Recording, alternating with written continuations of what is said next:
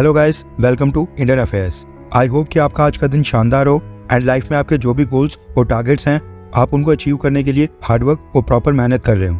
आज से ठीक 2 हफ्ते पहले हमने अपने चैनल के ऊपर ये टॉप 10 अपडेट्स का एक नया सेगमेंट इंट्रोड्यूस किया था। टू बी फ्रैंक, ये एक तरह से एक एक्सपेरिमेंट ही था, लेकिन जैसे रिस्पॉन्स की हम उम्मीद कर रहे थे वैसा रिस्पॉन्स हमें इस नए सेगमेंट के ऊपर नहीं मिल रहा है। ऐसे में हमको आपका फीडबैक चाहिए कि क्या हम ये टॉप 10 अपडेट्स का ये सेगमेंट आगे भी कंटिन्यू करें या फिर पहले की तरह दिन में 2-3 वीडियोस को अपलोड करें। आपका फीडबैक हमारे लिए काफी मैटर करता है, क्योंकि एट द एंड हमारी सभी वीडियोस तो आप लोगों ने ही देखनी है।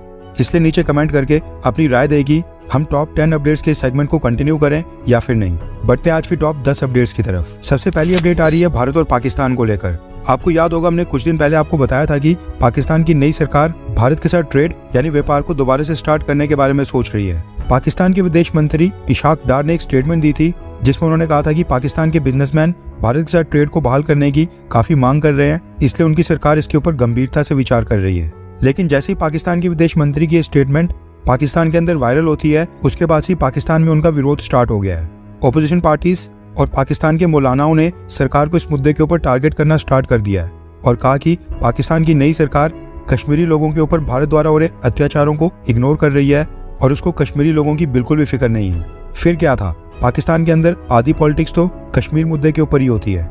ऐसे में पिछले कल पाकिस्तान की सरकार ने एक स्टेटमेंट जारी करके एक क्लैरिफिकेशन दी है कि वो भारत के साथ ट्रेड को स्टार्ट नहीं कर रहे हैं। पाकिस्तान के विदेश मंत्रालय के स्पोक्स पर्सन मुमताज ज़हरा बलोच ने सफाई पेश करते हुए कहा कि आर्टिकल 370 और 35A को एब्रोगेट करके भारत सरकार ने जो साल 2019 में इलीगल स्टेप्स उठाए थे उनके ऊपर पाकिस्तान की पोजीशन अभी भी सेम है। वो भारत के साथ ट्रेड को स्टार्ट नहीं करेंगे। वैसे भारत कौन सा पाकिस्तान के साथ ट्रेड करने के लिए तड़पे जा रहा है, भाड़ में जाए पाकिस्तान। आज की दूसरी अपडेट आ रही है भारत और इजराइल को लेकर।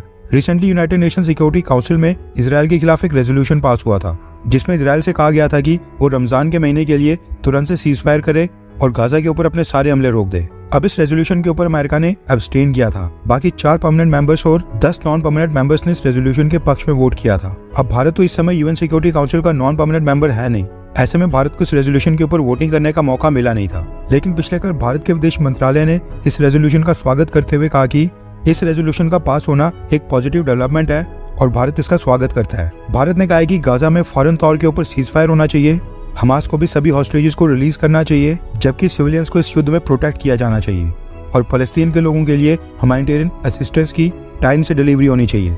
इसके साथ ही भारत ने इजराइल को साफ तौर पर कहा कि भारत आज की डेट में 2 स्टेट सॉल्यूशन को सपोर्ट करता है। वैसे भारत जिस रेजोल्यूशन को सपोर्ट कर रहा है, इजराइल मानता है कि यह रेजोल्यूशन उनके खिलाफ है, इसलिए इजराइल के प्रधानमंत्री बेंजामिन नेतन्याहू ने अपनी अमेरिका की यात्रा को भी अचानक से कैंसिल कर दिया था। आज की तीसरी अपडेट आ रही है कनाडा से। दरअसल Canadian prime minister Justin Trudeau ने पिछले कल एक बार फिर से हरदीप सिंह निज्जर की हत्या को लेकर भारत को टारगेट किया है। जस्टिन ट्रूडो की एक स्टेटमेंट सामने आई है जिसमें उन्होंने कहा कि कनाडा की धरती के ऊपर कनेडियन सिटीजन की हत्या को गंभीरता से लिया जाना चाहिए। हमारी सरकार की रिस्पॉन्सिबिलिटी बनती है कि फॉरेन गवर्नमेंट्स के इलीगल एक्शन से हम अपने नागरिकों को बचाएं, उनकी रक्षा करें। वैसे हैरानी वाली बात है कि जैसे जैसे भारत में लोकसभा इलेक्शंस करीब आ रहे हैं, जर्मनी, अमेरिका, कनाडा, ये सभी वेस्टर्न देश मोदी सरकार को टारगेट करना स्टार्ट हो गए हैं। जस्टिन ट्रूडो ने इस मुद्दे के ऊपर दोबारा से स्टेटमेंट देकर इस विवाद को फिर से हवा दे दी है। आज की चौथी अपडेट आ रही है गूगल को लेकर। रिसेंटली मोदी सरकार ने डेटा को लेकर भारत में ऑपरेट करने वाली सभी आईटी कंपनीज को क्लियर किया था कि उनको भारत के लोगों का डेटा भारत में स्टोर करना पड़ेगा। इसी चीज के मद्देनजर अब गूगल ने भारत में अपना पहला कैप्टिव डेटा सेंटर बनाने का फैसला किया है, जिसके लिए कंपनी ने महाराष्ट्र को चुना है। रिपोर्ट के मुताबिक गूगल ने महाराष्ट्र इंडस्ट्रियल डेवलपमेंट कॉर्पोरेशन से 22.5 एकड़ की लैंड परचेज करने का फैसला किया है। ये डेटा सेंटर बनेगा नवी मुंबई के जुईनगर में।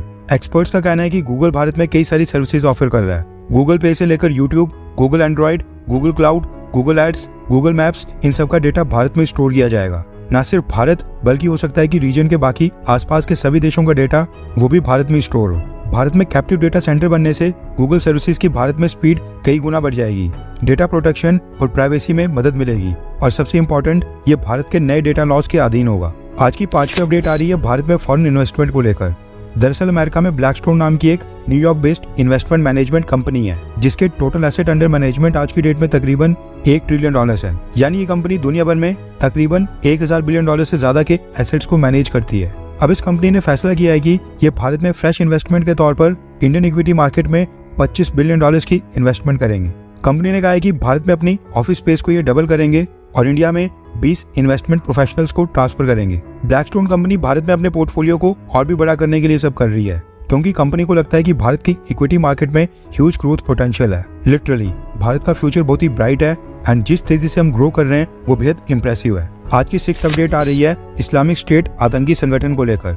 ISIS ने पाकिस्तान और अफगानिस्तान के लिए एक नई ब्रांच की शुरुआत की थी, जिसका नाम रखा था ISKP यानी इस्लामिक स्टेट खुरासान प्रोविंस। अब इस आतंकी गुट ने एक नया वीडियो रिलीज किया है जिसमें उन्होंने कहा है कि तालिबान रजीम अफगानिस्तान के अंदर हिंदुओं और सिखों को प्रोटेक्ट कर रहा है, भारत की भारतीय जनता पार्टी को अपीस यानी कि भारतीय जनता पार्टी को खुश करने की लगातार कोशिश कर रहा है, और ये सारी चीजें हिंदुओं के खिलाफ जिहाद के कॉज को धोखा देना हुआ। इस्लामिक स्टेट खुरासान प्रोविंस ने अपनी इस वीडियो में मिलिटेंट्स को प्रोत्साहित करने की कोशिश की है कि तालिबान आज की डेट में हिंदुओं के साथ मिल गया है, इसलिए तालिबान को सबक सिखाने के लिए तालिबान के खिलाफ जिहाद किया जाए। आज की 7th अपडेट आ रही है पाकिस्तान से।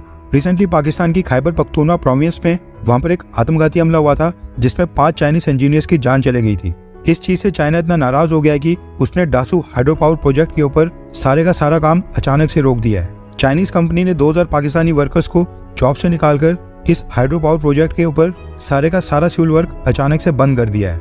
Power construction corporation of China ने प्रोजेक्ट के ऊपर अचानक से काम रोकने के लिए कोई सफाई भी नहीं दी है। माना जा रहा है कि इस पावर प्रोजेक्ट में सारे के सारे सीनियर इंजीनियर्स चाइना से ही थे, जो कि अब सिक्योरिटी सिचुएशन के चलते चाइना वापस जाना चाहते हैं। वो पाकिस्तान में वहां पर नहीं रहना चाहते हैं, इसलिए उन्होंने प्रोजेक्ट के ऊपर रिपोर्ट करने से इनकार कर दिया है। वहीं पर प्रोजेक्ट के ऊपर लेबर का काम करने वाले पाकिस्तान के लोकल्स हैं। ऐसे में लेबर यूनियन का कहना है कि रमजान का महीना चल रहा है, जिसके चलते जब तक प्रोजेक्ट के ऊपर ये काम दोबारा से स्टार्ट नहीं होता तब तक उनको अपनी सैलरी का आधी रकम चाहिए, यानी उनको आधी सैलरी फ्री में चाहिए। आज की 8th अपडेट आ रही है Xiaomi कंपनी को लेकर।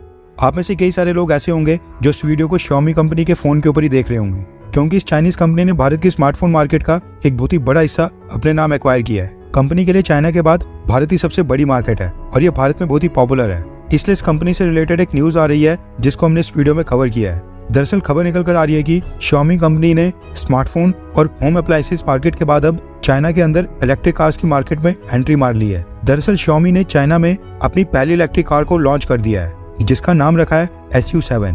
ये कार 2,15,900 युआन की है, यानी भारत की करेंसी में तकरीबन 25 लाख रुपीस की। लुक्स के अकॉर्डिंग तो ये कार बहुत ही इंप्रेसिव लग रही है और Xiaomi कंपनी का कहना है कि उनकी ये कार इलॉन मस्क की टेस्ला और चाइनीज कार जायंट BYD को टक्कर देगी। वैसे देखा जाए तो BYD भारत में आ गई है, लेकिन क्या आप चाहते हैं कि Xiaomi कंपनी ये कार चाइना के बाद भारत में भी लॉन्च करे? हाँ या फिर ना? नीचे कमेंट करके अपनी राय बताएं। आज की 9th अपडेट आ रही है बांग्लादेश से।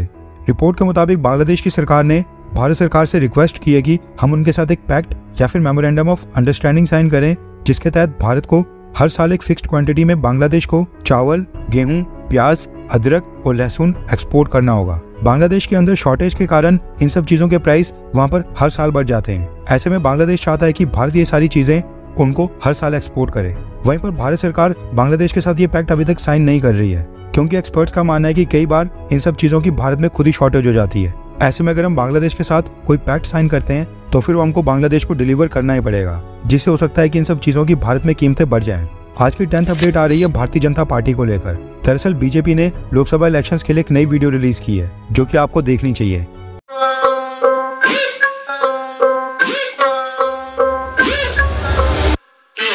टेढ़ा है, मेरा है, तोड़ा मरोड़ा ना जोड़ा है, सत्ता का खेला है, बीच लाचारी ढकेला है, लूटा हर ठेला है, पूरा ही झमेला है, सालों से झेला है, यहाँ कुछ तो है गड़बड़, यहाँ सब लगे गड़बड़। दिल्ली को झाड़ू ने दारू पिलाया, बंगाल का दीदी ने भत्ता बनाया, पंजे ने जनता को चूना लगाया, बिहार के लल्ला बिहार ले खाया, मिल के बैठे ना करते बात, जिसका खाते ले उसी को काट, करते राज ये करके बांट, खड़ा खिलाफ जो तोड़ दे लात, वैसे एक दूसरे को काट दे, पर पावर की लालच में साथ दे, शब्दों में शहर खोलते, पर करते ना जो भी ये बोलते, बैठे माहौल बिगाड़ दे, न चैन से सोने की रात दे, करोड़ों कमाए इनकी रानी ने, जनता का हित गया पानी में। गड़बड़ टेढ़ा है, मेरा है, तोड़ा मरोड़ा ना जोड़ा है, सत्ता का खेला है, बीच लाचारी ढकेला है, लूटा हर ठेला है, पूरा ही झमेला है, सालों से झेला है, यहाँ कुछ तो है गड़बड़, यहाँ सब लगे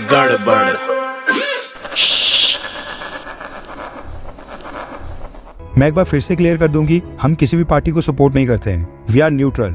बस ये जो वीडियोस बीजेपी रिलीज कर रही है ये काफी इंटरेस्टिंग है, इसलिए हम आपके साथ इनको शेयर करते हैं।